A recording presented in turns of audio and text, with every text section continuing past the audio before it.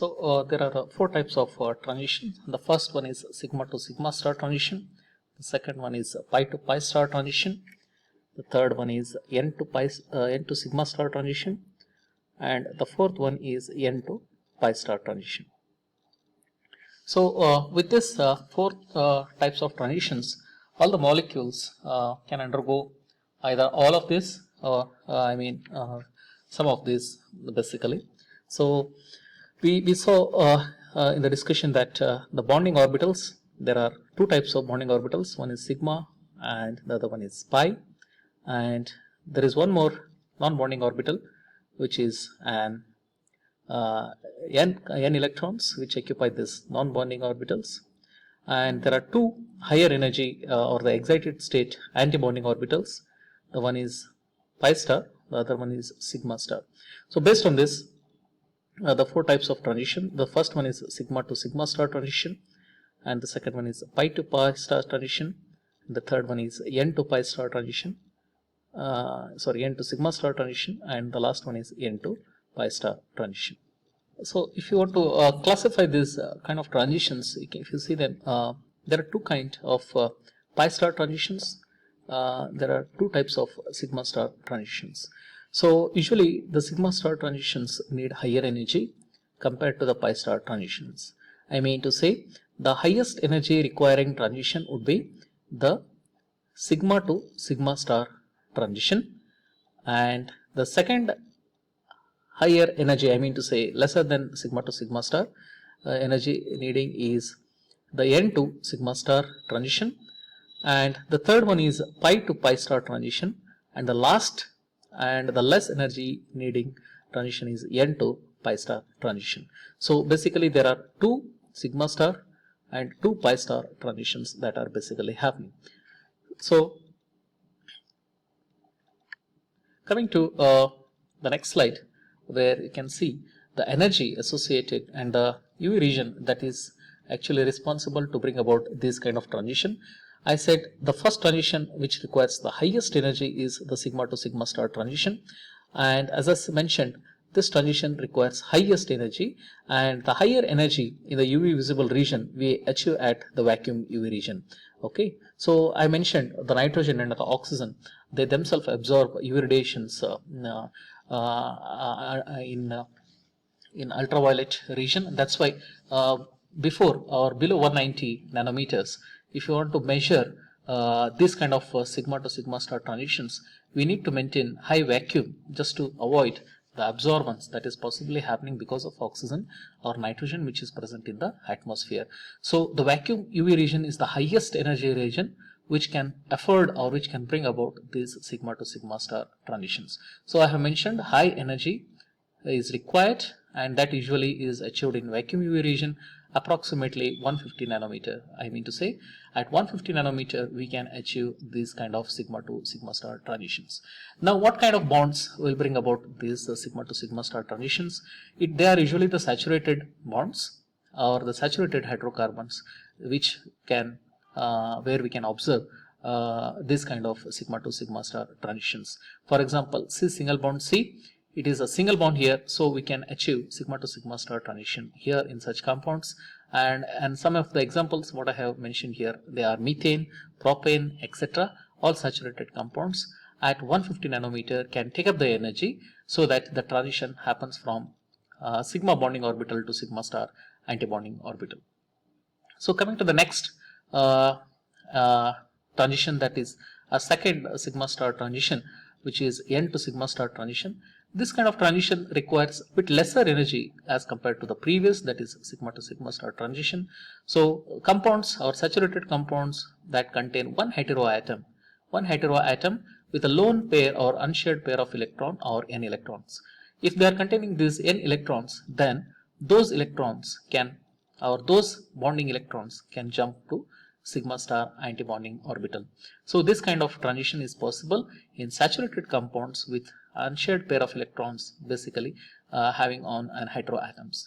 So some of the examples I can give here is C double bond C or saturated halides. Halides are the compounds or the compounds containing heteroatoms. All such compounds they fall under this kind of electronic transition, that is n to sigma star. And usually the wavelength region what they respond is 150 to 250 nanometer. You can see the energy is quite lesser when compared to 150 nanometer for the previous. Okay, so after that we have the next pi star transition, which is pi to pi star transition, which requires a bit lesser energy compared to n to sigma star transition. And this pi to pi star transition is also called as K band.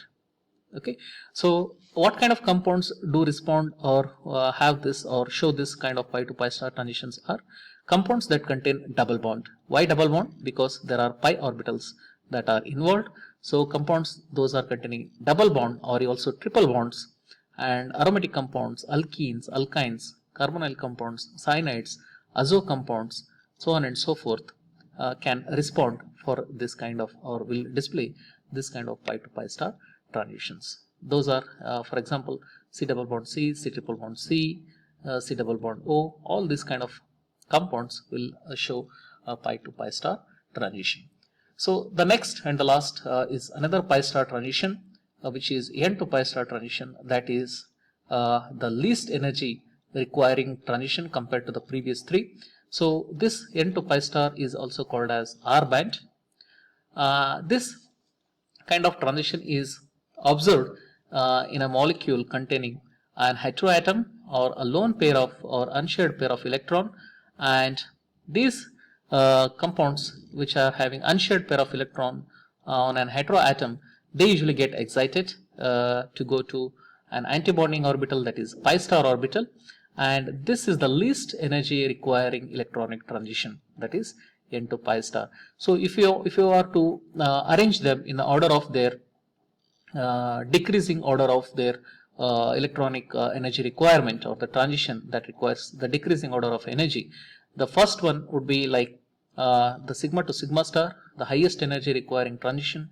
Second is another sigma star transition, which is n to sigma star, and the third is pi to pi star, and the last one is n to pi star. So basically how to remember this? The first two are having sigma star and the next two are having pi star.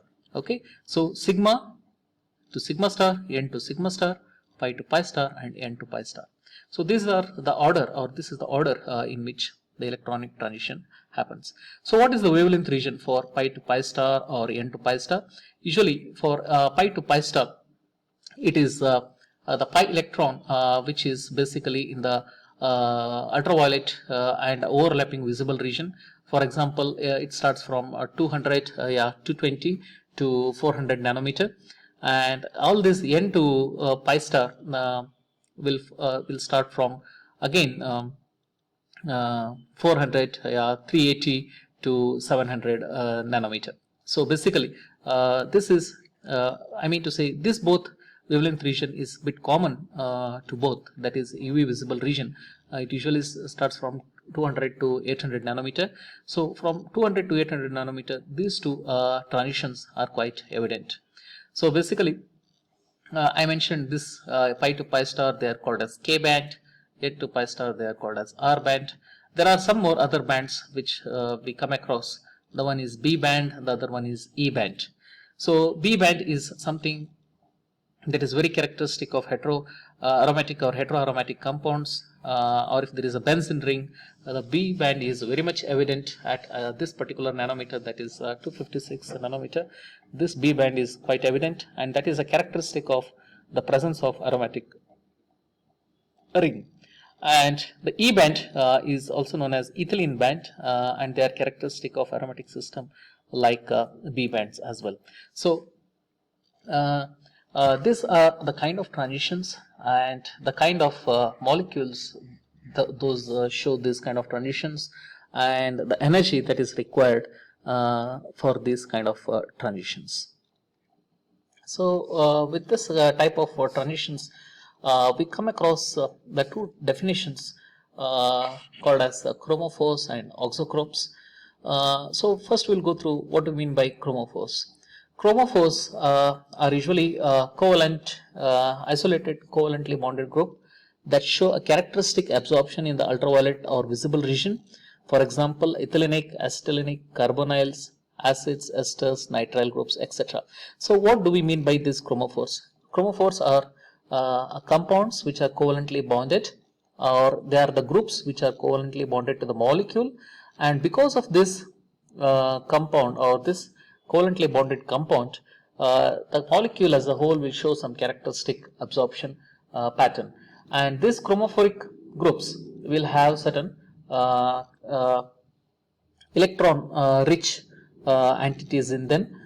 In order to make them electronic rich, either we need to increase the number of bonds, or the number of pi bonds, or the number of unpaired electrons. So basically, if you increase the number of double bonds or the number of triple bonds, or if you add any heteroatoms, those molecules can act as a chromophores. So chromophores will actually contribute for the absorption of the molecule. If molecule is not absorbing any UV visible radiation, if I add a chromophore to that molecule, then that molecule starts showing UV absorption. So that is how the chromophores are usually useful. And there are two different types of chromophores basically. Chromophores, the first one is the chromophores in which the group contains pi electrons and they undergo n to pi star transitions. Okay, so these are the first kind of chromophores, and the second kind of chromophores which contain both pi and n electrons. Okay, and they undergo pi to pi star and n to pi star transitions. So basically, it is having the richness in electronic properties in the functional groups that are attached to a molecule, so that the molecule as whole tends to show absorption in the UV visible region. So in the first type, where the groups contains pi electrons and they undergo only n to pi star transitions, the examples for this are the ethylenes, acetylene, etc. And the second class, where we have both n and pi electrons, they undergo pi to pi star and n to pi star transitions. Example, carbonyls, nitriles, azo compounds, or any heteroatom containing moieties. So these are the types of chromophores which we have, and these are the different types of transitions they can bring in, so that the molecule as a whole can show its absorption in the UV visible region. Coming to the auxochromes.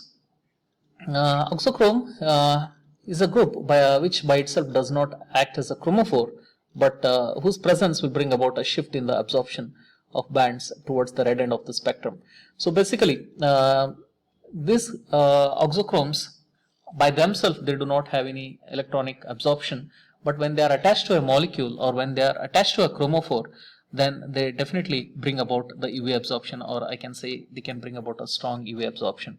So auxochromes, they extend the conjugation of the chromophore by sharing a non-bonding electrons. So there are some of the examples like OH, NH2, chlorine, SH, etc., which acts as a auxochromes, which by themselves do not have any UV absorption, but once they are attached to auxochromes, they tend to behave as a strong chromophores. So basically, these are the two definitions which they have mentioned, which we are supposed to study: chromophores and the auxochromes.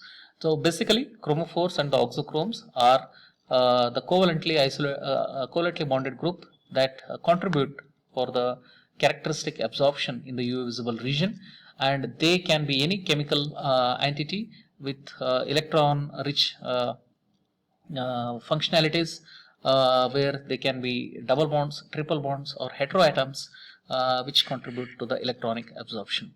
So this was about the chromophores and the auxochromes.